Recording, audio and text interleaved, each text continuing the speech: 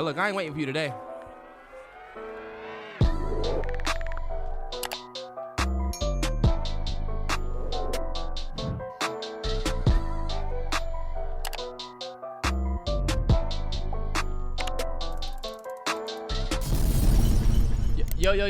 Yo, it's the Mallory Bros Podcast, episode 85, Ocho Cinco episode, only way to go. Yes, sir. The Chad Johnson episode, if you don't know.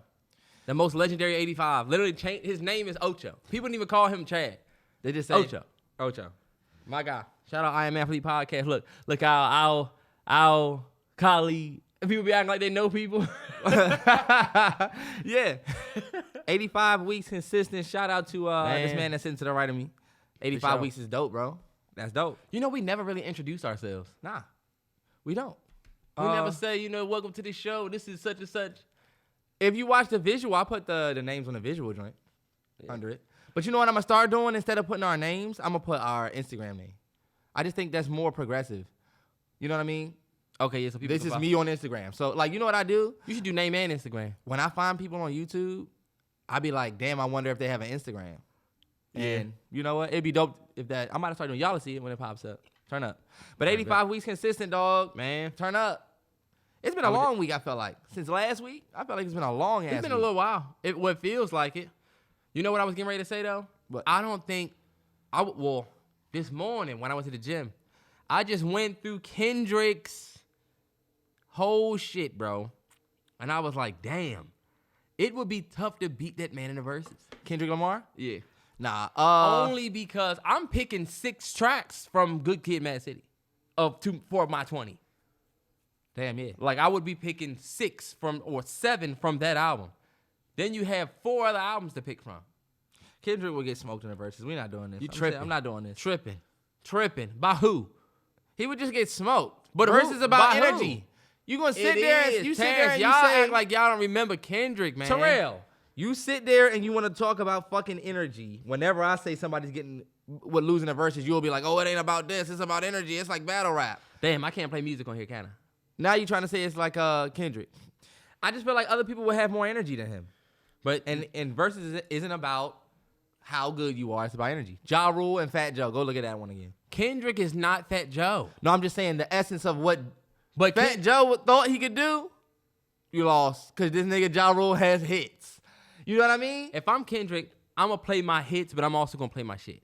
People think Kendrick don't have enough hits. That's what people don't get. I feel like Kendrick has hits. He could go in the verses. Every second, every minute, man, I swear that she could get it saved. That shit will go off in the verses. Swimming pools. Terrell, why are you starting with this nonsense, we started with the Kendrick. Fuck you. Wow, we did. Yeah. See, I'm thinking about y'all don't know. Me and Terrell be having to shoot different intros because we don't be knowing which one to go with. Some of them just don't ring. We just pick one. So I'm not even thinking about the Kendrick. Damn. I'm like, you want to start with some Kendrick in a verses? Nah, nobody wants to see Kendrick Lamar in a verses. I'm sorry. You're right. Nobody can see him. Nobody wants to. He will get smoked. Maybe Jay. Maybe Kendrick Drake. Lamar, we gotta keep it 100. Kendrick Lamar's not a verses artist. Yes, he is. It's just crazy that y'all don't think that. It's crazy. 100%. It's people saying that Jay-Z would get smoked for the same reason that Kendrick would get smoked. Because we respect your music, but like in a verses, this different. Nah, nobody could beat Jay. Kendrick versus Jay would honestly be dope. Y'all sleeping on Kendrick's catalog. It's only 20 tracks. It's 20? That's what I think about. All right, look, we not starting with this shit. Last week we started with T.I. verses. We not starting with verses every week. Sorry, y'all, if y'all want to hear verses. Fucking do one. Right. Right. That's how I feel. Bitch ass nigga keep coming up here with verses. Go ahead and blame me. Man, listen to Terrance and do the fucking video. Terrance sounded passionate on that verses, man. Terrell's holding us back. Oh, yeah, for the people that watch the podcast, believe it or not, the podcast is visually only on YouTube now. It used to be on our Patreon as an exclusive. But we no longer do that anymore because of copyright issues with the music. Y'all have no idea what I go through trying to just get that one clip over there in front of the podcast. Believe it or not. I also told Terrell I feel like our Patreon is going to be less about the podcast and more about all of the content that we do. Yeah. I don't want people to go over there and just see podcast episodes.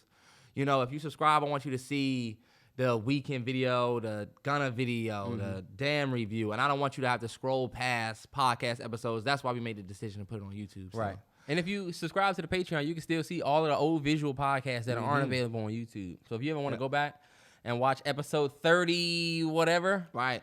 And for my Niners that loved it, I know y'all loved it. And maybe one day in the future we can add that apart. Like if we never know where the podcast could go, I would love to bring that aspect back. But it's just an extra leg of work that I don't feel like doing anymore because believe it or not, Niners, it ain't a lot of y'all watching over there. Let's keep it a hundo. I'll look at the numbers.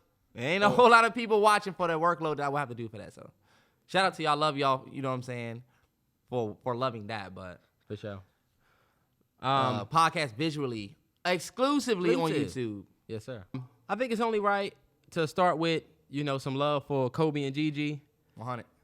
We recording this on Wednesday, and today is the 2-year anniversary of his passing. And I do not believe in celebrating the death day, but it was a hot topic, so.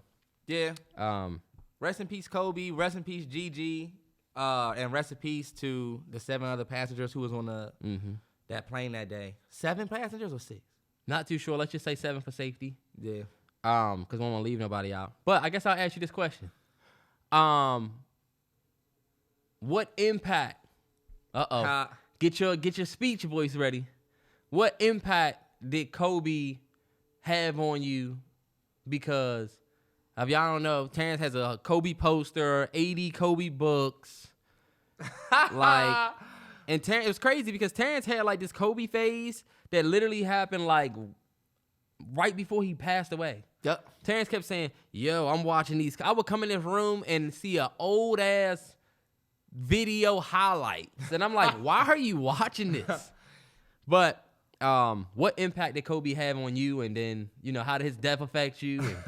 I didn't know it was gonna be that type of vibe. Yeah. I'm putting you on the spot because I know that he had a profound effect on you. Yeah, I'm not the biggest basketball guy. Yeah. So I wasn't necessarily the hugest Kobe fan. Of course I knew Kobe, but I would say I tell this story all the time. I hated Kobe for years. I was a Suns fan in 2009. In 2008, I was a Suns fan. So like for real, I used to hate Kobe.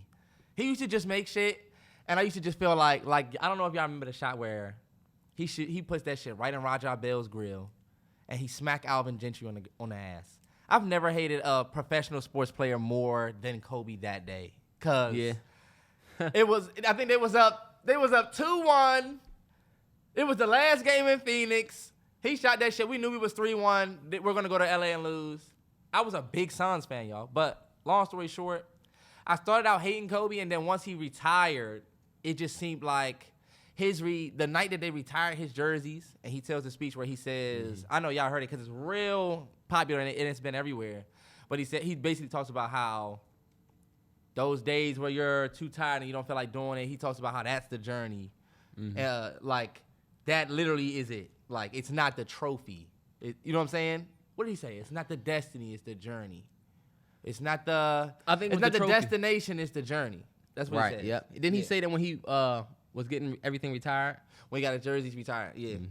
And honestly, I don't think he realized how much like that was important for a lot of people, even like me. I'm like, all right, bet. Like, you would think that all he cares about is the trophies, because most sports people only give a fuck about the rings and shit. But long story short, the Kobe that I really fucked with was the Kobe post basketball. I don't think people realize who we really lost. Like Kobe is co-founder of Body Armor, that energy drink, or not an energy drink, but it's like Gatorade. Yeah, I mean like co-founder, like, and they just sold to somebody, and his family got a big stake or something. 100. Like that, right? Yep. But like Kobe was still doing so much more of that. But like if you know what Kobe has with Granity, if you know what he has with, which is his film company, because Kobe started a whole film company. Like to me, Kobe going and winning an Oscar after basketball just let me know that the shit that he says is just not bullshit. You know, as a film dude, I'm like, all right, yeah, that shit that he's saying is cool for basketball, but for life, you know, he's good. You know how you see somebody, you're like, all right, yeah, he's good at basketball, like whatever. He was able to say, okay, I'm about to go get an Oscar. Like first sports player to ever win an Oscar. Niggas don't realize that. Literally nobody has ever won an Oscar and played a professional sport except Kobe. You know what I mean? Like, yeah. So dope. And then he won an Oscar for playing, like, it was about basketball. So to me, what was the movie? It was a short film called like Love Basketball. I think it's called I Love Basketball. I think so. Yep. It was an amazing short film. Bottom line, I just felt like Kobe Bryant was just showing that, like, all right, Bab, I'm gonna be great in life. Period. I'm not just about to be great in what it was. And if you just look at who he was becoming, it was called Dear Basketball. My bad. Dear Basketball. Dope. Yes. He's just a great dude. I watched the Kobe, what did I watch before Kobe passed away? The All the Smoke episode when he was on All the Smoke podcast. And I was like, damn, like, I really fucked with Kobe. The day before Kobe passed away, somebody asked me at my job, they said, if you could get trained by any basketball player, who would it be? And I said, Kobe. They was like, it wouldn't be LeBron, it wouldn't be nobody else. And I said, nah, because Kobe not going to let me be on bullshit. Right. I literally said that, and then the next day it was that. Not to say anything, but it's just like, I don't know. Yeah, it was just, I just remember the day. It was wild. It was just a wild, random thing to see. And I think you was right about, like, the journey. And it kind of encompasses what the whole 9 is about. Not to bring our own shit in, but I would say stories like Kobe are the reason why I think about my shit the way I do. Yeah. Are the reason for why we speak on what the whole 9 is about. It's really about a journey. And when I tell people about what the whole 9 is, when people say, hey, look, what is that whole 9 stuff about? I always say it take you 9 months to get to the earth. So there's a 9 in front of you before you even get here. I'm saying before you even start this one, and you go 9. Right. You know what I'm saying? It takes you 9 months to, you know? That's the start of my brand story, brand statement when I explain it to people. But I'm pretty sure, like, when Kobe looked at all of those rings, those 5 rings, you see nothing but the work it took to get this one, this one, this one. When I think about that picture of Tom Brady with the 7, it's not just rings. We see people with bust-down jewelry and watches every day. Yeah, but them rings, the journey behind them rings. Exactly. And I think Kobe kind of embodied winning for real and being outdoing everybody. Yeah. And being the extra nigga that wants to do all the extra work. So to me, Kobe's like the dude that my dad used to always tell me about when I was young. My dad used to always do that. It's a little boy sitting somewhere right now while you playing this game. He's working on his left hand. Back when I played basketball, my left hand was trash. I don't know if y'all play basketball. Y'all niggas left hand is trash. Can't man, go Terrance had to play. I had to watch. But look, I did want to say sometimes you don't know who's inspiring you until they're not here anymore. That's true. You know what I'm saying? I didn't know Kobe was inspiring me like he was until he wasn't here to inspire me anymore. And I just have to look back at that. You know what I mean? That's true. Also, you don't know who you're inspiring, whoever might be listening to this. Even if you just the cashier at wherever, you might not think that you make a big splash, but you never know who you're inspiring. That's true. And you also never know when your 9 is going to be complete. Nope. You really can't guess. Mm-mm. And so you just got to do everything you can while you're here. But RIP to Kobe and Gigi, I think that is just, to me, it's one of the most tragic losses in just celebrity / sports history. Yeah. He's literally Kobe Bryant. Right. An era of our entire basketball history went down in that helicopter. And his future, too. Right. Y'all don't realize that Gigi was about to be the WNBA the face. She would have eventually been the logo. Yeah. She would have been the next Diana Taurasi. If you go on Kobe's page, look at what he was posting just 10, 20 days before he passed away. And just look at the type of dude he was. He really lost somebody who was great. And, like, he was not, like, slowing down. Like, he was literally on niggas' ass. Like, not on people's ass when I mean, like, in his life, he was still inspiring. You know what I mean? You know how many people was getting into the WNBA because of Kobe Bryant having a daughter and being such an advocate for the WNBA? People were turning their eyes that way. Yeah. I wouldn't have my WNBA sweater if it wasn't for Kobe Bryant. That's a fact. I wouldn't have just went and picked it up. I saw him support, and because I fuck with him, I said, I'm going to amp up my support. And then we ended up winning a fucking championship. Hey, Mystics. Some of y'all don't have a WNBA team with a championship. I'm sorry. We can't relate. Some of y'all bum-ass WNBA teams have never been. Hey, Mystics. Hold on, y'all didn't win this year. What's the name? We won right before Rona. We won right before Rona the same year my Nationals won the pennant. Fuck with us. Y'all, Washington ain't that bad. The y'all only football trash team team is the football team. And y'all basketball team gave up a 35-point lead. Speak on that. Oh, my goodness, y'all. You know what? I got a notification that said Wizards routing Clippers. It was 55-20 or something. The Wizards' Instagram page be lit until we start losing. They be lit, Brad Beal. Then they just put final score. And we be like, y'all went out there and lost? That was some bullshit, though. If you saw that game, we definitely was supposed to foul dude so that they could shoot free throws because it was only like 5 seconds left. We fouled him, and he shot the ball and made it. From three. It was the most fluke-ass win ever. Kyle Kuzma low-key was fucking up that game. That's my man, but in that game, man. You got to make up your mind. Oh, I wanted to ask you about AB. Okay. 3 weeks out. Y'all know Antonio Brown walked off the field, whatever. We all know the story. But we talked about it when it first happened. You feelings change at all? Or? Honestly, I feel like AB is living his life, and I won't busy my mind with worrying about what he's doing. At first, I thought he just didn't want to play football like that anymore. Like, I don't really need this shit to be taking any disrespect if he felt disrespected. But, like, seeing him saying that he want to play with Lamar Jackson, now it's like, all right, I'm over this shit. Yeah. Because you're just going to go to the Ravens and do the same shit. Right. I remember when you was with the Raiders and you said you wanted to go and play with Brady. You know what I'm saying? And I felt like, yeah, you know what? He would be dope. And that happened, but now look. If you're not going to work with Tom Brady, yeah. If you can't figure it out with that, I really don't give a fuck anymore because you making millions while we sitting here watching you just do whatever you want. Whatever. Mm-hmm. And I think since the last time I spoke on AB, I didn't blame Bruce Arians enough. And honestly, we don't know everything. But what we do know is that Bruce Arians and that coaching staff is not innocent. And I think everybody had played a role in this shit. Only thing about AB is that he didn't necessarily. If you listen to the I Am Athlete podcast with Brandon Marshall, AB just didn't really say, like, he didn't really give you no reason to kind of. He's not open at all to like, all right, well, maybe I could have not done all of that. He completely stands by everything he did. And it's like, you can't walk up. It's not even that you walk up on the coaches. Like, okay, cool. But yeah, nobody wants you on their team if you're going to do that. I don't want your ass in Denver. So, I don't know. I just wanted to follow up on that because I know we talked about it when it was fresh. And honestly, yeah, I'm not worried. I'm not too worried about him anymore. I'm really not. AB, live your life, do your thing. If you're coming to the Skins, or the Washington football team, bet. We'll take them. We'll take the drama. We'll take the drama. You know we ain't no stranger to drama in Washington. Get his helmet. Get out there, AB. Clinton Portis is in jail. Come on, bro.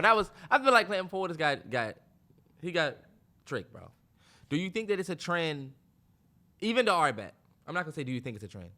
We all know that women hating men is a trend. I'll ask you. Do you think that women hating men is a trend? What do you mean? I think women hating men. Like women saying shit like I hate men. A woman can get on her timeline right now and be like, I hate men, and she might get a bunch of retweets for that. You know what I'm saying? Uh-huh. That's because I think it's trendy. I don't think it's never. I mean, look, I think it's literally like a cool thing now. It's like it's more relatable. It's like shitting on your 9-to-5 job. You know what I'm saying? Mm-hmm. If you go to work and say, man, fuck this place. All right, man, this motherfucking place, they taking advantage of us. But people that's working, they gonna say, you know what? Yeah, you right. They didn't let me get my off day, my vacation. Yeah. Look, if you're going around saying, man, this is a beautiful job, man, this is a great job, I love this place. Most people gonna be like, look, this motherfucker love being here. What's wrong with him, you know? Look, it's the same thing for these girls and men. Because imagine you a girl getting on Twitter saying, I love men. Men are great. Love men. Oh, yeah, most women going to be like, what the fuck is wrong with you? Have you experienced men? That's what they're going to think. Mm-hmm. So this is the only question that I have for you. Do you think that will ever be out of trend? Do you think that the man-hating trend that we have right now will elevate to a point where it's the opposite, where it's not necessarily trendy to be. And you know what's crazy? Well, just to answer the question, I think and also say if you think it's trendy even, because some people might disagree that that's trendy. It's definitely like a hot button thing that people agree on. I think it's a culmination of everybody's experience, though. Yeah. And it's not necessarily new. We just now have Twitter where everybody's opinion is visible. But it speaks to a culmination of experiences from women that have actually dealt with men that are probably trash. Yeah. And so I don't think the question is offensive or anything like that. And I really don't think it's more so about just women, more so they could be about just us, period. I be wondering if we ever going to elevate outside of not really liking each other. Or fucking with each other, you know what I mean? Yeah. It's honestly unhealthy, bro. It's unhealthy. Like Twitter, the Twitter, Instagram, it's gotten to the point where it's just unhealthy. Like for everybody to go back and forth as much as they do.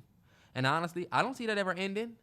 That will never end. We are always going to do that. Do you think that? But it's just, I do feel like before you go, my bad. It's I do think it's just like a Twitter thing.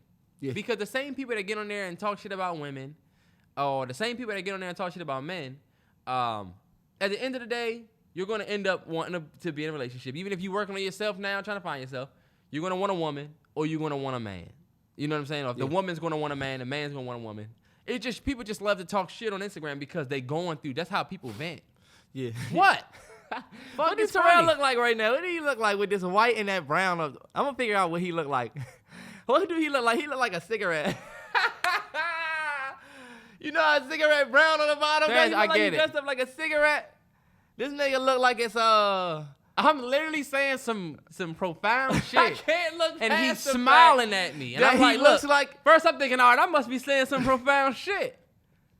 Then he laughs. I'm like, all right. Oh, I can't put my hat on what he look like. You look like something. It's funny as shit. They gonna say it too. I'm gonna say it look just like that. My shirt is a little small. This is an undershirt, but it's fine. Nah, you was just saying definitely real shit. I'll let you get your shit off for sure. No, that was pretty much it though.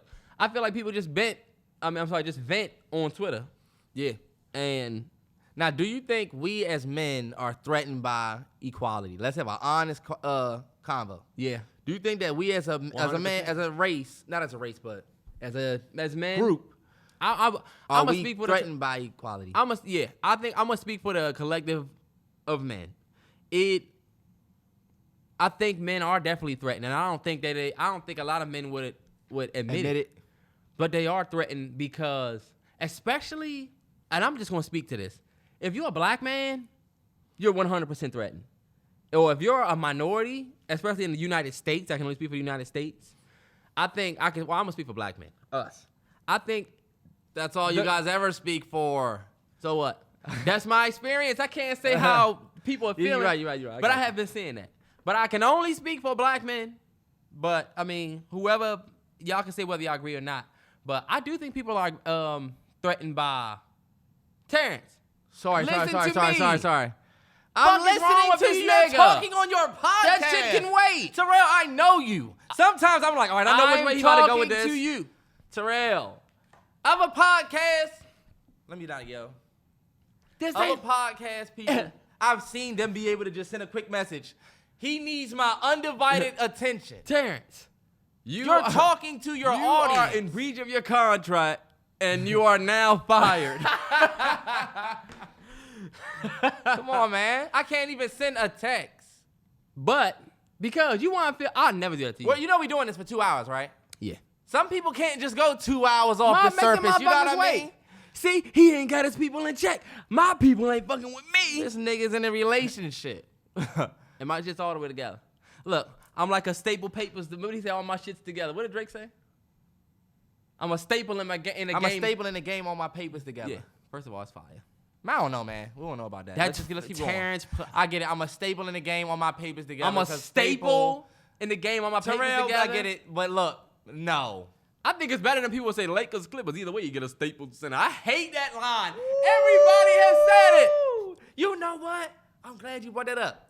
Because I was going to talk about rap lines that need to go away. And it's not nothing big, but like... Hold on, wait. No, we're not leaving it. I'm only going to say 2 ones, and then we're going to go right back. Call her Nikki because she give me menages or anything Nikki and you say a girl giving you a menage. I just don't We're done with that, right. Done with that. And anything peeking at you, peekaboo, Pikachu. Stop. Yeah, them bullets Pikachu, yellow like Pikachu. My diamonds Pikachu and the so-and-so yellow like Pikachu. Hold on, I got another one that I can think of. I was going to say anything cake and birthday. Anything if I got that cake, something birthday, so that you know she got that cake. All right. Yeah. Come on, trash nigga. Last thing, you don't want beef like a vegetarian. All right. Vegetarian the way they didn't want the beef. Yeah, I'm finished with that. What else? Hold on, what are we done with? Vegetarian the way I'm Beyond Burger. The way I'm Beyond the beef. Look, the squares, triangles. Jay had the very last one and I hated his. These squares are triangles to get in my circumference. They trying to get in my circle. Wale hit the best line when he said, "My circle small, my circumference official," or something like that. That shit was so fire. He just said the one he remembered. That was fire. But come on, get back to what we was talking about. Right.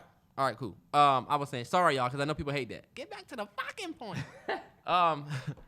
We were talking about being threatened. And I was saying that I can speak for us. I do think the collective does feel threatened by complete equality because you're already, I think it really comes down to how shit is today. If I'm just spitting off the top of my dome just to think, I would say the average black man in America makes $43,000. That's the average salary for a black man in America. Average salary for a black woman in America, $42,000. We right there.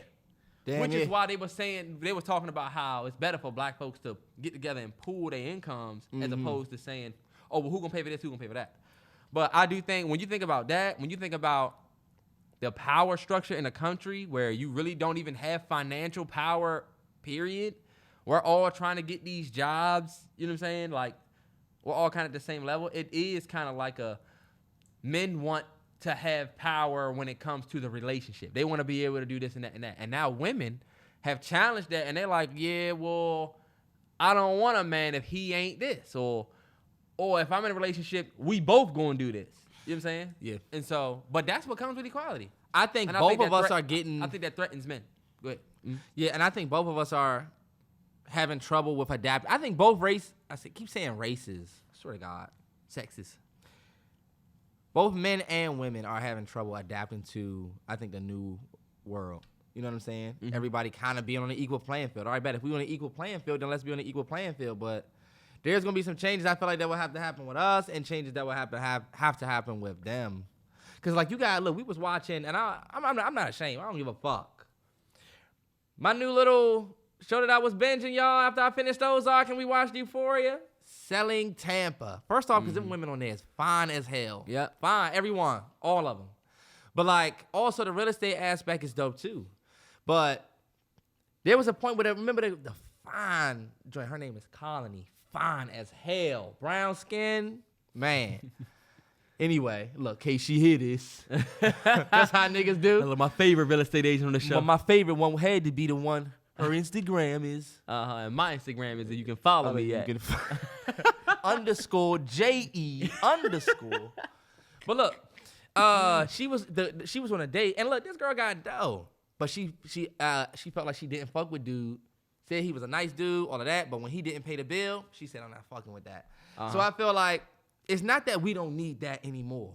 But as you can see, if money is the same with both of us, there's certain qualities of like an old school, traditional way of doing shit that I think the ladies hold on to. Mm-hmm. Cause like you said, she could probably buy everybody in that restaurant dinner if she wanted to. Yeah. And we got to learn that about her. And like it's not even really about the wage gap, I don't feel like. I think it's more so about us having trouble with wanting something traditional, but then also wanting stability. Like you want your own. Like a lot of women want to make their money so I don't have to depend on no man. But I still want a traditional relationship. And the only way a man can show me that is if when we go out, he knows he gonna pay for the bill. It ain't about you having more money than me or me not. Now I know we can go down the rabbit hole of certain people think that men should pay all the bills and that goes hand in hand. I'm just saying in that little situation, I think that's a good example of how we just kind of we want to be traditional, but we also all want to just do our own thing. And you know what? Let's talk about that. Let's just sit on that for a sec. When it comes to paying the bill on the first date and what it really says. And we can only speak from a man's point of view. We are not going to... we're not going to fresh and fit it. Fresh and fit it. Let me ask you a fresh and fit question. These women. But let's talk about that, paying for the first date and the message that it sends when you don't. I don't think these girls are thinking, and ladies, y'all can correct me if I'm wrong. I don't think that when you ask for a separate check, women are thinking, damn, he broke, he can't pay, or wow. You know what I'm saying? Yeah. It's not like a gold digger type thing, or like you hear these guys say stuff like, and I'm not a simp, I already have a girl, I don't need the attention, but. Look, I'm not a simp, I get bitches. Yeah. But you hear these guys say stuff like, sorry, y'all, that was disrespectful. Why'd I do that? Yeah, he just I was just trying to be abrasive like how some people be. I get pussy. Them niggas be lying. That's what I'm saying. They be lying like shit. I'm not lying. Fuck you. Hey, look, you hear these guys say stuff like, I don't know if we gonna do this after, so I ain't paying, or I don't know if she, so I ain't paying. Yeah. And to me, if we not even thinking about that, I just feel like when you don't pay, it either says that you're not interested or you're not willing to, I don't even know how to explain it, but like, you don't pay for the date. That automatically puts a wall up between y'all.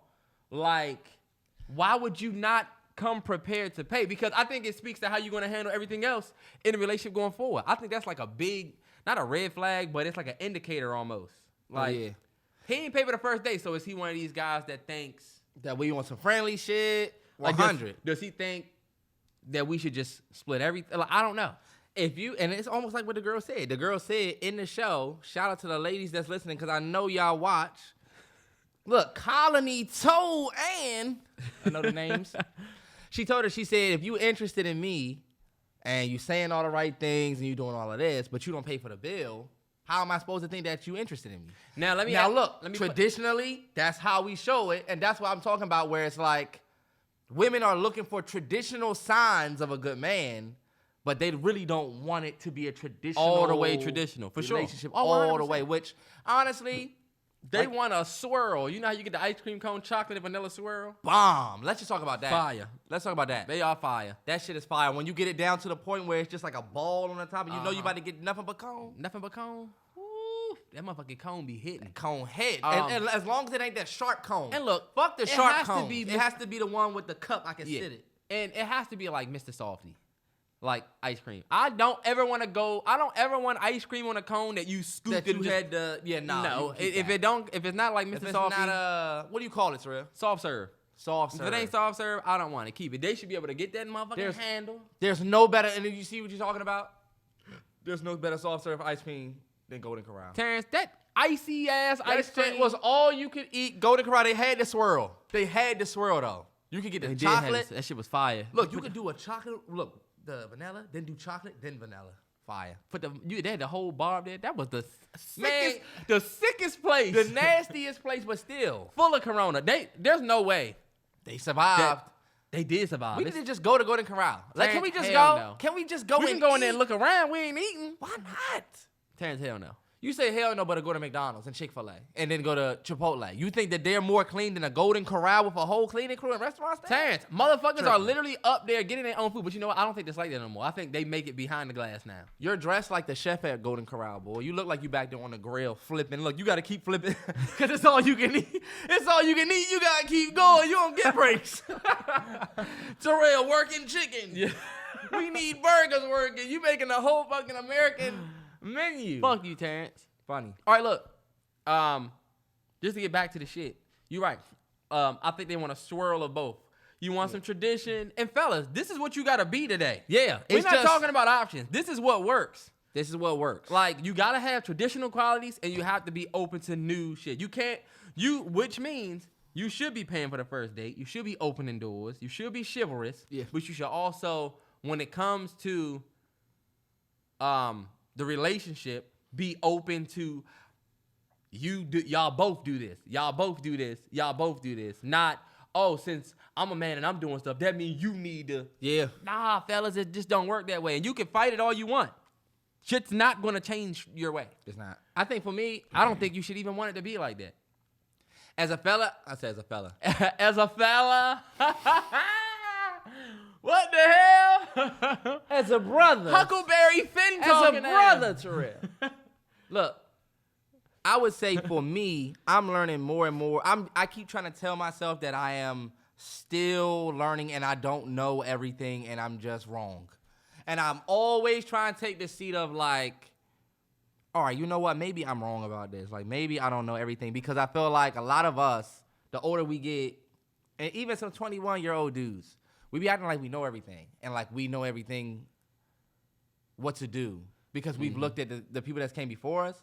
But like you and I are saying now, we getting ready to go into a whole new world where we are going to have women and men that are looked at different. I mean, if you look back in the day, your great-grandfather could have probably smacked the shit out of your granny, told her to go in there and cook because he was the only one working and whatever.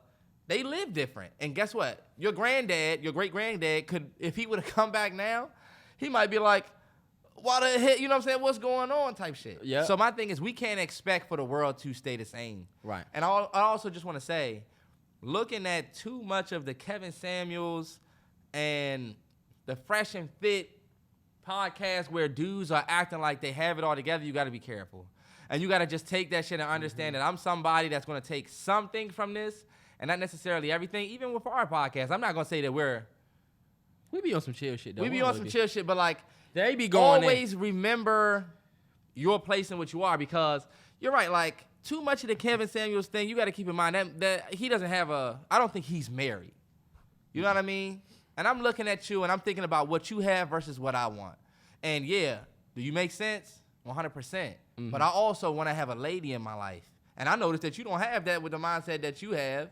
Obviously, this mindset of you knowing it all, it doesn't necessarily help you have a successful, because you're still single. You know what I mean? Like, you just calling everybody out on their bullshit. You just calling it out on bullshit. And look, that's my thing. Is it worth being right if you alone?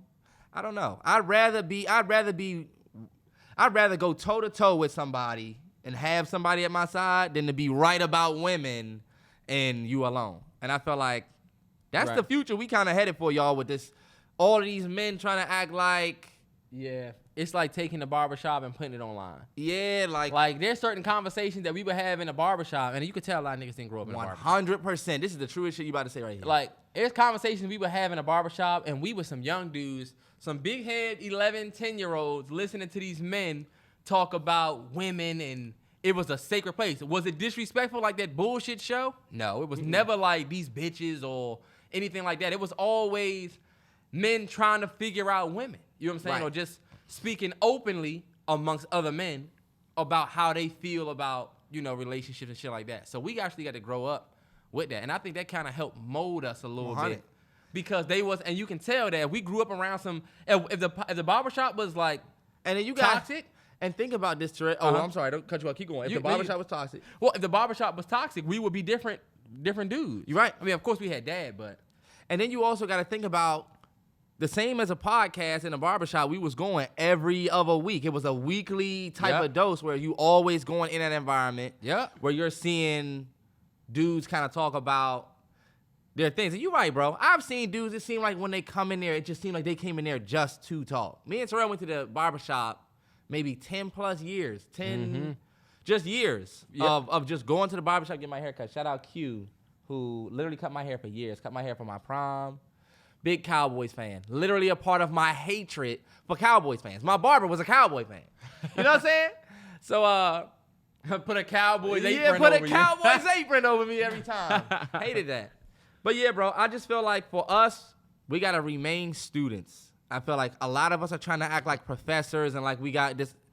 Yeah, you can understand how to do your job. You can understand how to invest in stocks and make yourself money, but this love shit ain't nothing like that. Like, we're gonna have to figure this shit out on the long way. Your parents still didn't figure it out. Your father's still in the doghouse. Father's still fucking up with your mother. And that just comes with it. It's just a part of the game. Because and if that don't let you know that ain't shit perfect or ain't shit gonna be perfect, then. But I also say, ladies, same thing. Yeah. Stop thinking you know everything. Listen to us. That's if I was a man and I had to say, I ain't going fresh and fitted.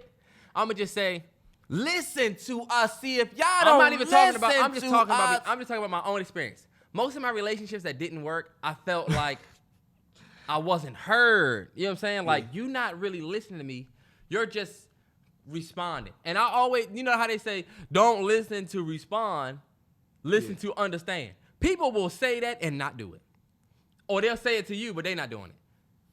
Like, this is the thing. When you look at somebody, when you arguing with somebody, if as soon as you start talking, they eyebrows lift or they take an inhale, you're not listening. You're ready to respond already.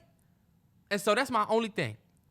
Fellas, we just be needing to be listened to. We be having valid ass concerns. And also, our word is our bond. If we tell you that your male best friend wants to fuck, 100% he does. Even if he don't, that's just how y'all make us feel, and that's what's more important. I feel like if you make us feel like your male best friend not on some bullshit, then we good.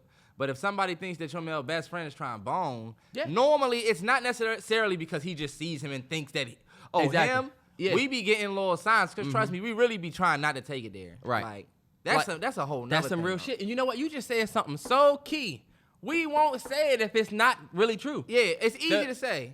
My girl has a male best friend that's been her male best friend since high school. Her, it's like a little group of them. And it's men in the group. I've never felt like any of them were a threat or trying to be a threat. Therefore, I've never said anything about it. So if I was to say something about it, it would only be because I noticed there was an indicator. Yeah. And I'm trying to communicate it to you. You don't want to listen, or if you always going to shut me out. That's the beginning of you shutting me out for other things that I have a concern about. Yeah. Now he's venting to another chick who's listening. I'm just saying. I feel you. And that's the same thing with men, though.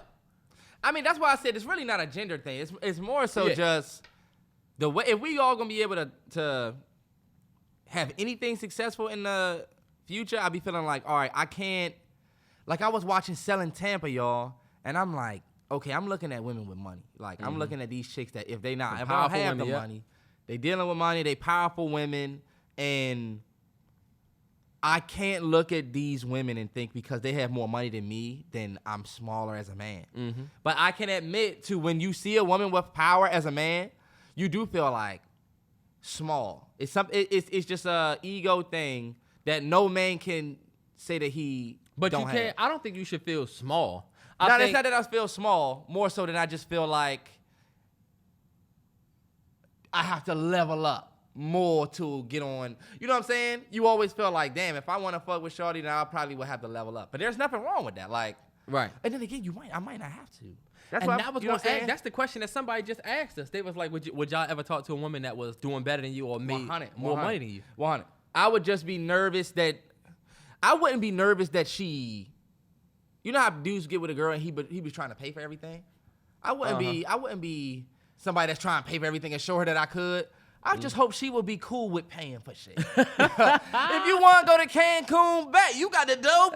Book the trip. I'll do every single thing you need. You know what I'm saying? That's the thing. Massages on the plane. Hey, Terrance. Everything. Let's keep it a stack for the fellas. I would do what that. What have we been seeing on Twitter?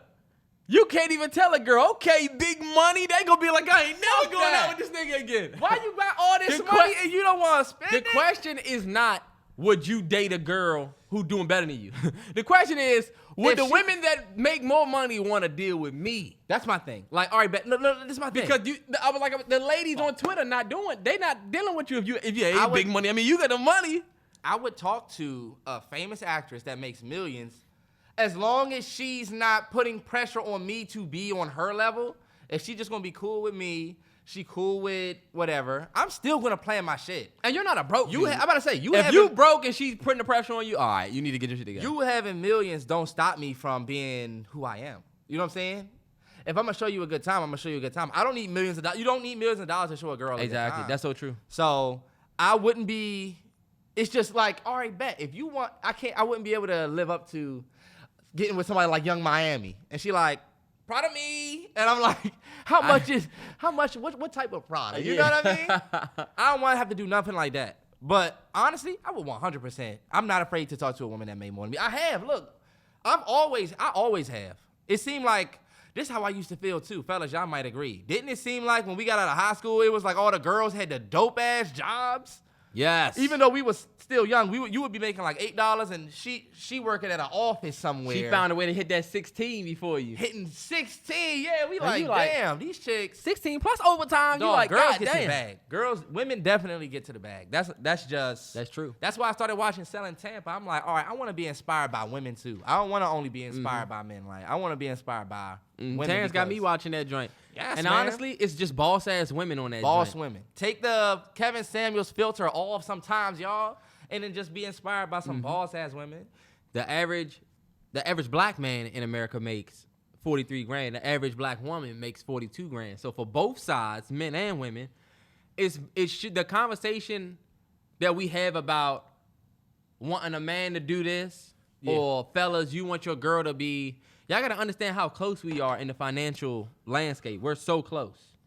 Like, it's unfair to say you want this man to do all of this, and you know the average for a man is 43, and y'all at 42. We can't ask y'all to, you know what I'm saying? We should be pooling resources together. That's the point of getting married. I personally think you should do what the fuck you want. I get what you're saying, Terrell, but me, if you want, and this is just the world we live in. Fellas, if you want a girl that makes more than you, you can just set that as your preference to get it. Ladies, if you want a dude that's in the NBA, you do not have to get with a 43,000 dude because you are 42. I'm never saying that. You can get with. I'm not saying that. I'm just saying people should get with who they want to get with. Get with somebody because of who they are as opposed to the money.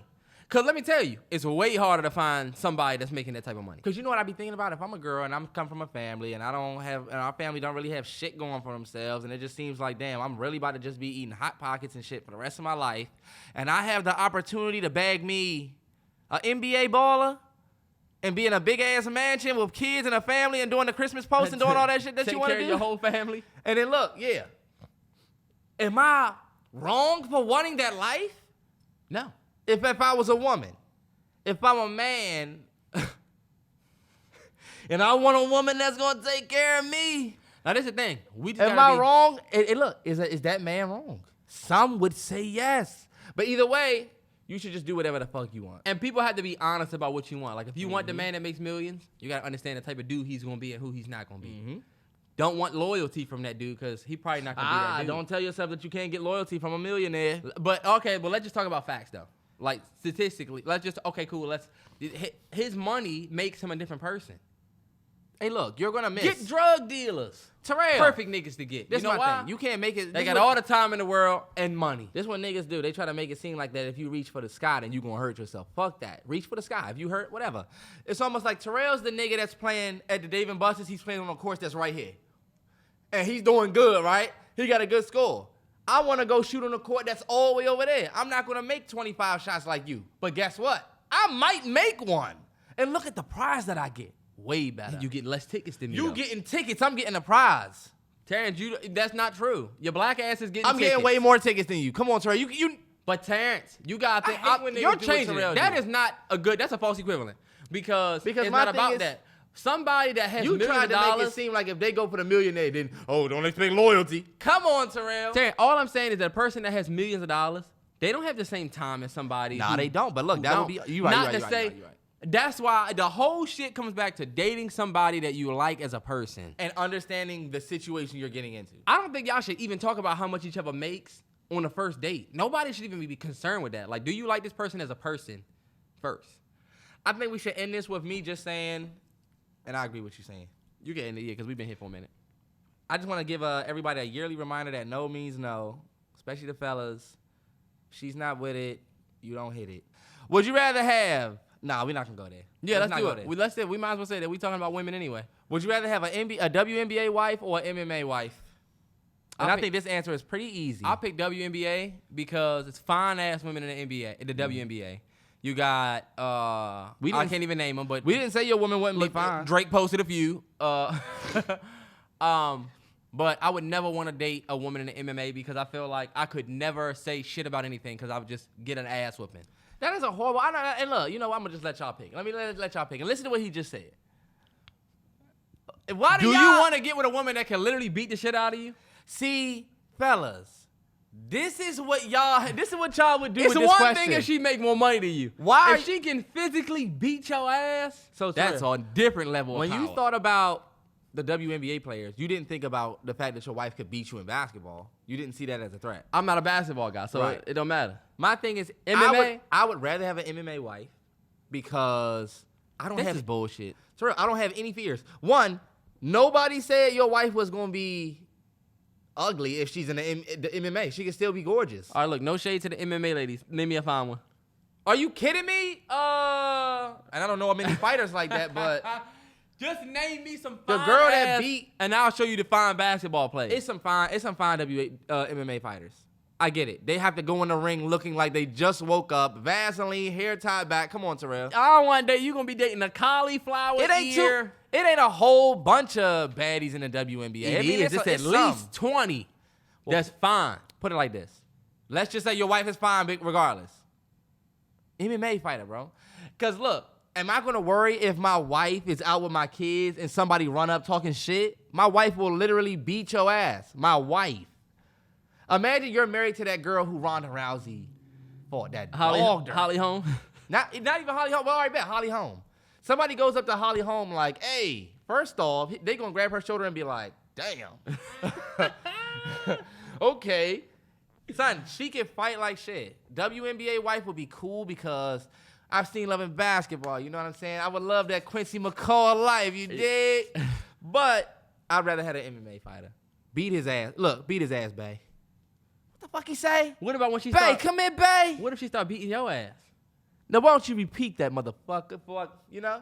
If What if she start beating your ass? She Like beat my Jennifer. ass, I'm showing her Jennifer. nothing but love. She ain't gonna beat my ass. I'm showing nothing but love. Yeah, and if you alright. beat my ass, I'm pressing charges and taking the kids. She gonna be like Jennifer. Look, Jennifer Lopez ain't enough. Just beat your ass and there's nothing you can do about it. I'm taking the kids. She's dangerous. This is a toxic ass episode. No, it's not. It's actually the complete opposite.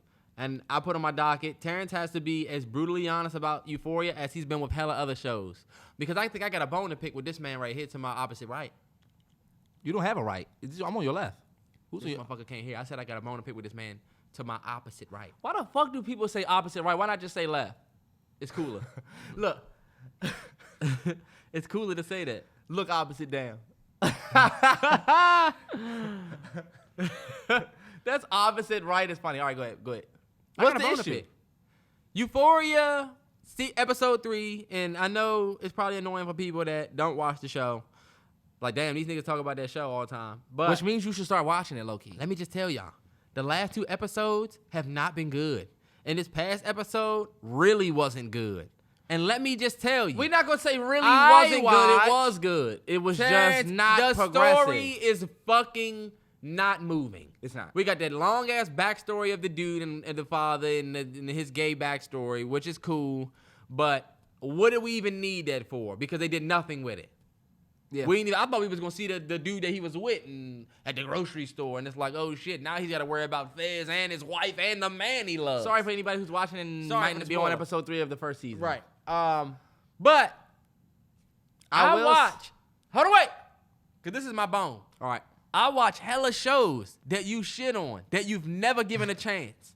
All American, that you've never given a chance.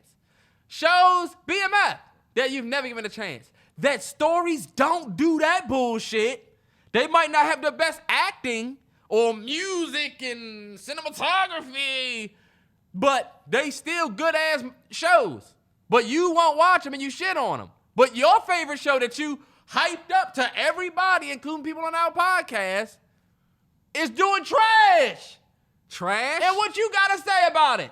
First of all, Because it ain't looking good. Terrell, even though the story is all over the place in a way, because we have 3 episodes in and it does look a little foggy. That's why I said it. The story is foggy. That don't mean it's blurry and we can't see. It's foggy. I feel like I'm with you, but it's foggy. I feel like my vision is impaired. You know how when you first see it's foggy outside, you be like, I can't see all the way up the road. yeah. But you know what I'm saying? The more I get down it, I can see. That's why I feel like foggy is a perfect example for the story. Look, the cinematography and the acting performances are still second to none. And I feel like that's always been a great attribute to the story. I mean, to the show. But Terrell's right, y'all. Euphoria's story is, at this point, 3 episodes into the first season, a little foggy. It isn't as clear in direction as season 1 was. Understandably, a first season, you're introducing characters. It's easier to move this story. I just feel like the dude who created this story, y'all, is being daring in the stuff that he's doing, but I think he's more worried about being daring than he is about moving the story. Tell the good story. Like, a lot of people are asking about all of the dicks. There's penises everywhere in this show.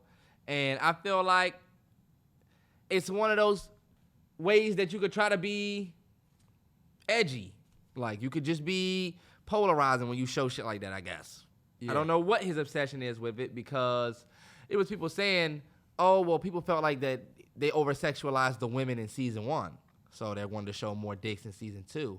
We did not see a whole bunch of... This is how I feel. I don't know if ladies, y'all feel the same.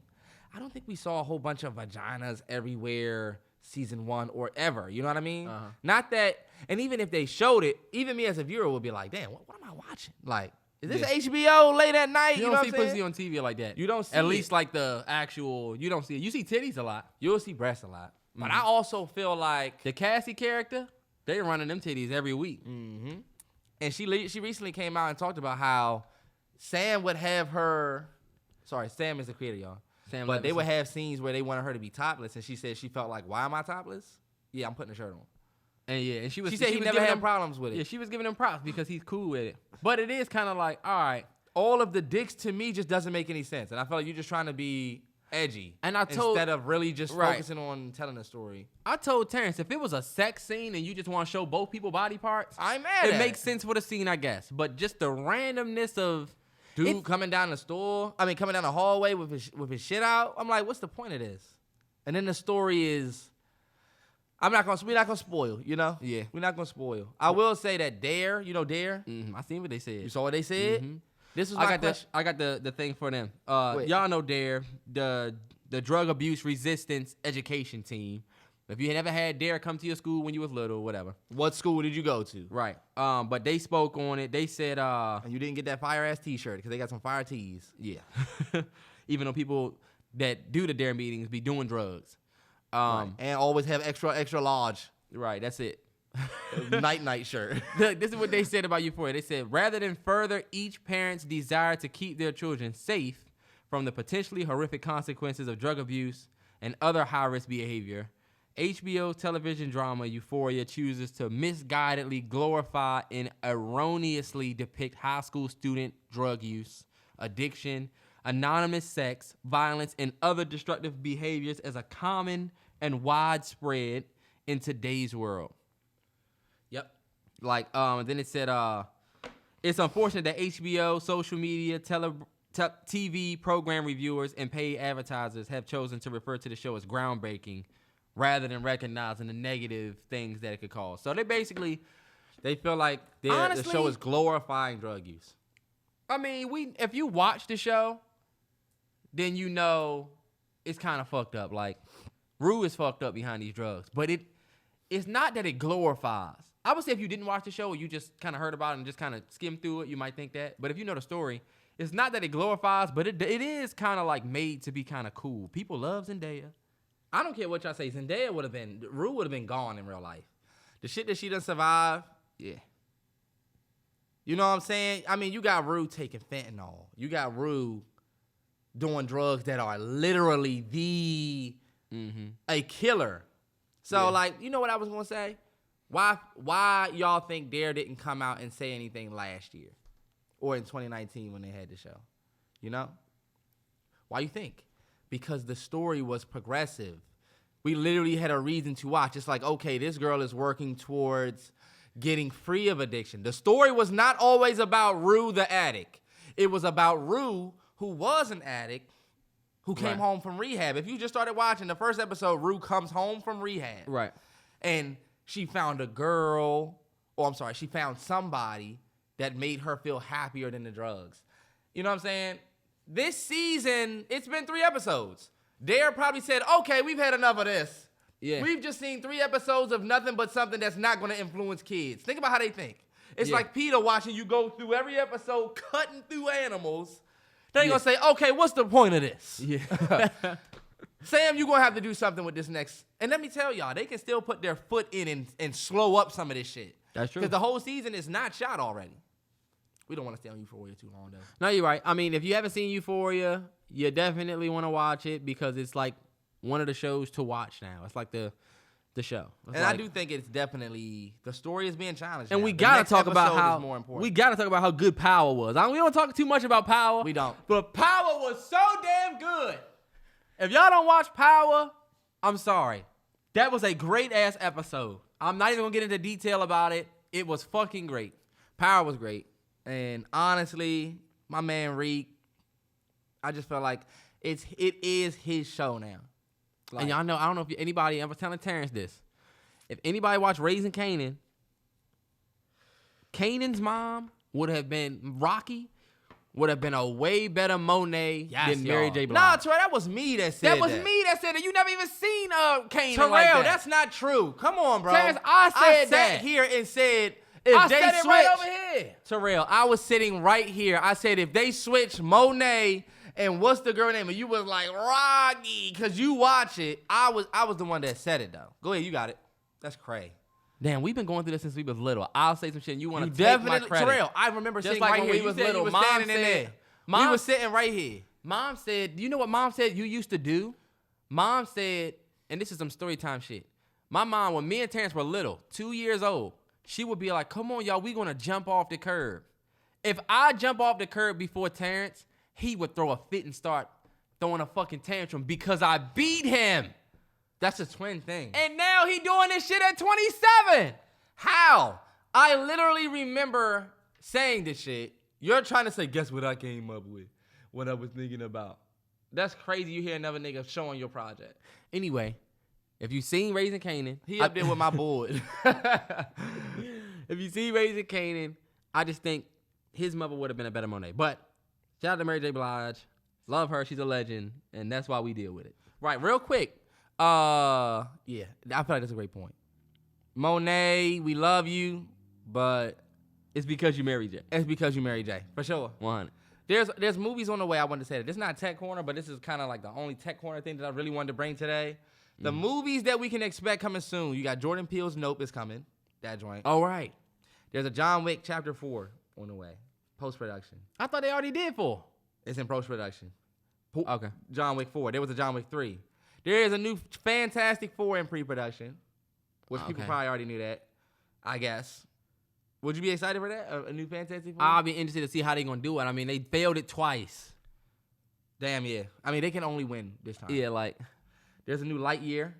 Can't wait. Lightyear. The Buzz Lightyear joint. That joint is in post-production. Ant-Man and Wasp is in pre-production, I think, or post. David O. Russell's movie is on the way. There's a new Texas Chainsaw Massacre coming. Oh, God. 2023. Actually, no, I'm sorry. That joint is complete. Y'all about to see the trailers for that joint soon. A new Texas Chainsaw Massacre. I mean, I guess it would be cool, but it's like the last Chainsaw Massacre was dope. Yep. We got Halloween, Scream, and now Texas Chainsaw Massacre. Please do this right. Somebody redo Jeepers Creepers. I thought we didn't want them to do redos. They're redoing everything else. Redo Jeepers Creepers. Well, look, the Texas Chainsaw Massacre was a true story.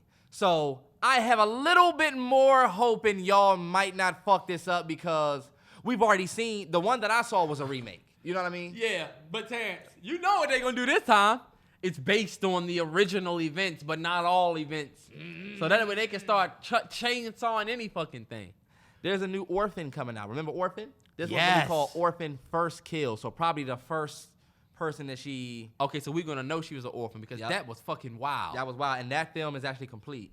There's a Sherlock Holmes 3 that's in pre-production. Robert Downey Jr. attached. That should be good. A lot of people love those Sherlock Holmes movies. Okay. This is a funny one. Transformers Rise of the Beast. Please. Another These one. motherfuckers will never complete it. 8 years. Eight films? 9 films? They got more than Fast and the Furious at this point. No, they don't. Well, they up there. Well, they got like 6. They have like 6 films. But this is the thing. The Pre-production. last Transformers was supposed to, this next Transformers was supposed to be all CGI and all in fucking, what's the Cybertron? They left Earth. They couldn't get that shit done. They kept pushing it back. Now it's another one in pre-production. We'll never see it. Last movie that's coming out, Final Destination 6. Heard about it. And who's directing? I don't know. I just know it's in pre-pro. Somebody picked that up. It's somebody that we know that just did something else I forget. Damn. I got to figure that out. But also, they're making a new Snow White and the Seven Dwarfs. I heard about that. And you see, Peter Dinklage had an issue with it. Yeah, I think he doesn't see the point of it, right? Nah, the story that they have. This is the issue. Like, he said they're being progressive because the girl that's playing Snow White isn't a white girl. It's a girl that's Latina. So they're being progressive by not just casting a white girl, but Peter Dinklage feels like all of the dwarfs are still going to be portrayed the same way they were in Snow White, which today is fucked up to people that are smaller. Because Snow White treated the dwarfs like kids a little bit. One was dopey. He was an idiot. One was sleepy. It just made them look less human. You know what I'm saying? And so Peter Dinklage had a big issue with that. Yeah, they were talking about like, did I not do? He said, did I not do enough on my soapbox for people like me? And everybody, and that referred back to Game of Thrones, where he was on trial and he was getting ready to die. Yeah, he was talking shit about his father, Tywin. That was a great ass scene. It was. That was pivotal for real. And so, I mean, I don't know. And I'm in support of that. Like, I mean, he has a voice for the voiceless, and I feel like that no pun intended, that little community, they don't have a voice.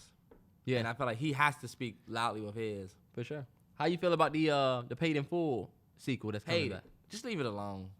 Just leave it alone. And look, it's not. So let me just give you some details. It'll just be like It's not going to be with the original characters. It's going to be like new characters and a new story under the same umbrella. So it might be some old characters, but it's going to be a new cast.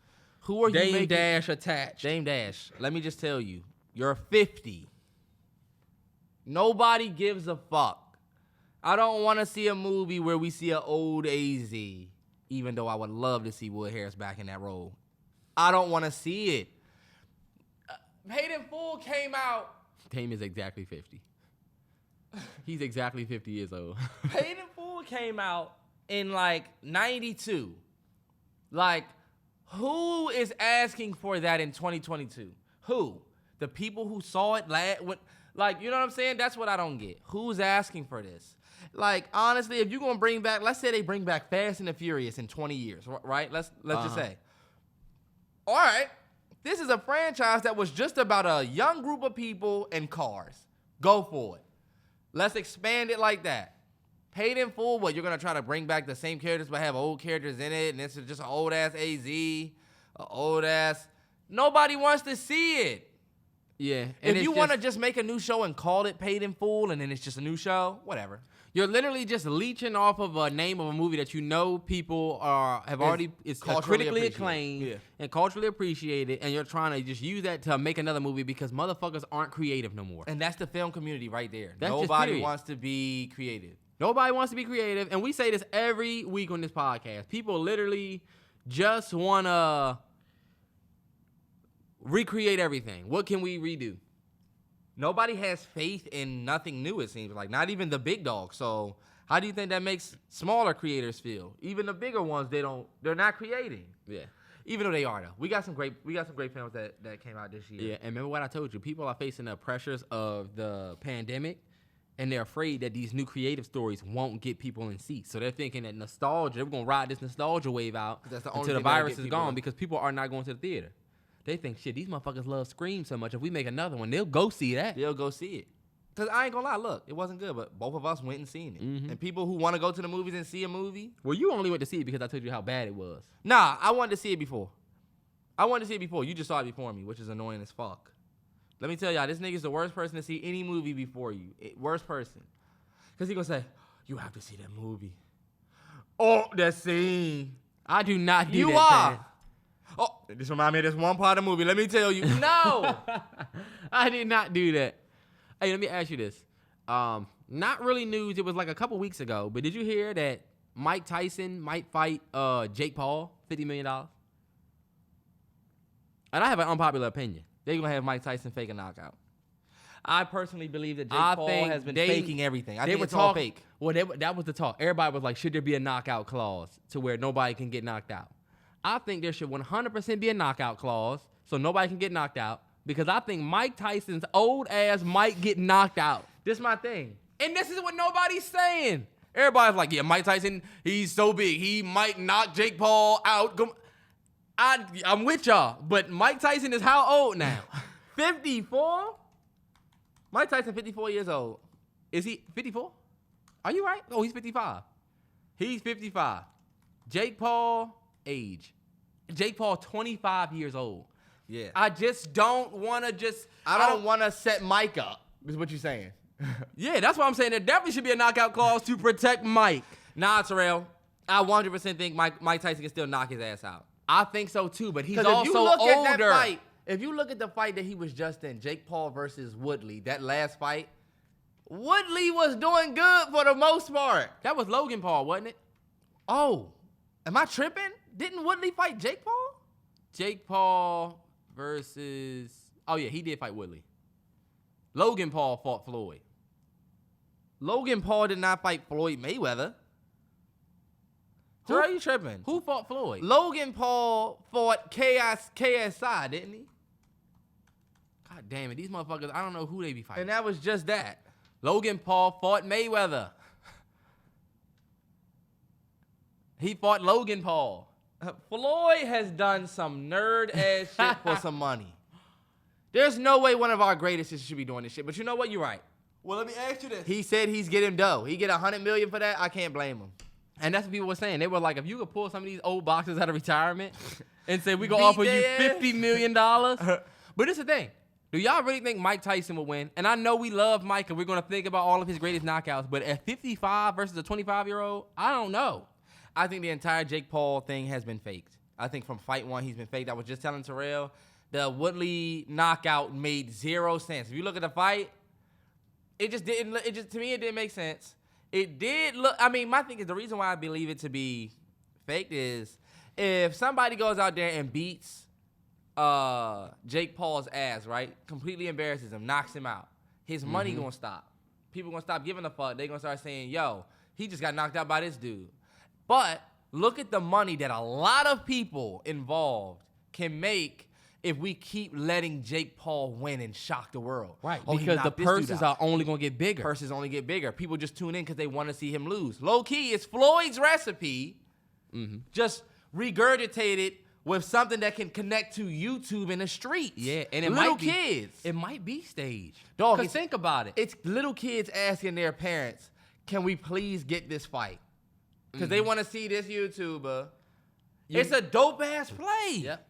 You mix that with, so you mix Logan, or you mix the Paul brothers following, which is millions of people, with the people that love the person that you about to fight if Mike Tyson fights. It's going to be hella old niggas tuning in because they love Mike Tyson. They grew up on Mike, so of course they going to watch. And then of course everybody else in the middle. Yeah. But, and then think about it. If I'm Roy Jones and Logan Paul come to me and say, hey, we want you to fight Logan Paul, but you got to let him win. You have to let him knock you out, and you'll get $25 million. I might do that. That's what they were saying about Woodley. Woodley wasn't going to see no type of money like that. He done fought in the UFC. He made more money in his 3 fights with Paul than his whole career. He's not going to make more money than that. And he probably said, I just got to get knocked out. Bet. Fuck it. And I'm not remiss to think that he would do that, y'all. I think my plan is legit. This man, Jake Paul, keeps beating the people that people root for him to lose against. He can be as rambunctious and as obnoxious in his interviews as he wants. And people are going to be like, you know what? There's no way he can beat this dude. I ain't going to lie. When Woodley was getting in the ring, I said, oh, that's it. He got somebody who really got hands. Woodley got in that joint and looked like he didn't even know how to fight for real. That shit had me question the fuck out of boxing. Like, what type of skills do you have to box? Because Woodley got in there and it's like, yo, you an MMA fighter. How hard is it to box, right? Swing, you know what I'm saying? Do something. It seemed like he's never hurt Paul for real. And for him to get knocked out, y'all go look at that fucking knockout. Hit him. He literally hits him. Dude stands stiff like a scarecrow and falls straight down on some movie That's shit. happened before. Boom. It just falls flat. He falls flat on his face. But I don't want to take nothing away from these Paul rappers. They definitely can fight. That's why I'm saying y'all better protect y'all great Mike Tyson with that knockout clause because he might get his old ass knocked out. I don't think these dudes. And y'all would be hurt. We was hurt every time this motherfucker win. What if there was a dude who was like, I'm gonna play all basketball players one-on-one, all old basketball players. And he was talking shit and busting their ass, right? But he gonna pay them. You would start feeling like, okay, by the third person you're playing, you just getting old motherfuckers paid and making us live off of what we love from them. Right. That's where, was it that company Dazn? That's where they're putting together all of these fights with like Mike Tyson versus Roy Jones. It's like people, oh yeah. Even nostalgia is running that. Do y'all see that? We are literally in a fucking crisis right now where entertainment is all saying, what did they used to do? It's everything. It's the music. Music is you gotta use an old sample to sample an old song. But they will always be able to live like that because they've been doing that forever. Music was probably the only one who could successfully keep reviving itself with older shit. But movies, entertainment. Movies do it too, but it's just have never been so overt. Can you imagine if we were 7, 8 years old watching people like Mike Tyson fight clowns for money? Or people like Muhammad Ali in their older age fighting clowns for money? Floyd went across the country and fought this Asian dude, hit him like 3 times and the fight was over for money. Yeah. What type of, I don't think Muhammad Ali was just that type of man. I just felt like he would have been on a different time. Well, that's the thing. People can't compare Floyd to some of these other cats because all Floyd cares about is money. He doesn't give a fuck about standing for anything but money and taking care of his family. I think more so Floyd only knew how to box. Because, yeah, you got money and you can invest your money. But, like, I think about Kobe. You know, Kobe was a dog in basketball, but he also was a skilled writer. And when he wasn't as skilled as he wanted, he still did. He had something he wanted to do. I'm starting a film company. Do you know how big that company still will be? You know what I mean? Them books that he started, Kobe didn't write every word of every book. It was just something that he was passionate about. I feel like Floyd is just like, Floyd to me is an example of people who get money and then you're good at something and then you reach the pinnacle of life and then that's it. Well, Floyd is a great businessman. You can't sleep on Floyd as a businessman and what he's been able to do with Mayweather Promotions. That's true. And opening what's it called? Is it Girls? Boys and Girls Club? No, it's a strip club, but it's called Girls. Like Girls Room or Girls. Yeah. Something like that. Yeah. He has a hella business. Now, one thing I know is he's successful as a businessman, but. And Floyd done got people their biggest paydays. He started that wave of. Put it like this. You being successful as a businessman to me don't mean you creating, you know? Or you passionate about it. It just means you got a lot of money and you trying to move it around to me. Like, are you really passionate about the club shit? Are you really passionate about even being a promoter? Well, I mean, a man is worth what? $450, $500 million, which he says is not true. But he is the wealthiest living boxer. Yeah, he's the wealthiest boxer alive. I'm not sure. I don't know, yeah. Shout out to Floyd Mayweather. Shout out to all the boxers. Shout out to Jake Paul. Shout out to Mike Tyson. You know what? Shout out to these people for like getting entertainment. Because I was thinking about this. If we didn't have them Jake Paul fights, what would we have? Yeah, I mean, it does something for people on a certain Saturday where there's nothing else. Instead of me hating on dude, I am going to acknowledge that the shit is fake, but I see what it is. I can literally see what y'all are building. No. Dog, you can literally see what they're building. He's going to go out there. If he fights Mike Tyson going to lose, and we're going to keep the train going. Who is he beating next? He going to get it. He going to line this shit up to where he got to fight for real. He going to get a real opponent. Right now, it's not about him getting a real opponent. It's about how much money we going to make. Yeah. I don't know, man. I did want to just send some prayers up to Regina King. Yeah. Who lost her son to suicide at the age of 26. He was a year younger than us. Yeah. And she loved her son. I think his name was Ian. Yeah, Ian Alexander. Yeah. And it's just sad, man. We love Regina King. She is just a film legend. Yeah. Probably in some very, very culturally important movies. From the beginning. I mean, Boys in the Hood. Yes. Regina King is literally probably the number one, she's top 5 of black women acting draws to pull right now. If you're going to get Regina King in your movie, you got the top black woman right now. Emmys, Oscars. She's done this shit. Right. She is the one who has been winning recently, bro. Regina King. So, and I was talking to my mom about that. I said, like, maybe, I don't know. Well, I just hope that she got to spend real time with her and with her son. And that this was shocking in that way, and that it wasn't the classic story of I'm rich and I'm real busy at work, and then I'm neglectful to my kids, and then they either go off and live a different life or, unfortunately, do what her son did, which is terrible. I'm praying that it's not that. Yeah. But you can only help but think. Regina's been in everything lately, you know? She have, and she's been taking on more directing than anything. That One Night in Miami, she directed. Commercials. If you're not familiar with Regina King, she literally is the voice of Riley and Huey from the Boondocks. She was both Riley and Huey. Friday, Craig's sister, Poetic Justice. Dead from Friday. Boys in the Hood. She was in Ray. Yeah, like she just has Jerry Maguire. We can keep going. We can go so far. Look, Thin Line. She has such. She was in Mighty Joe Young. Terrell look like Mighty Joe Young, don't he?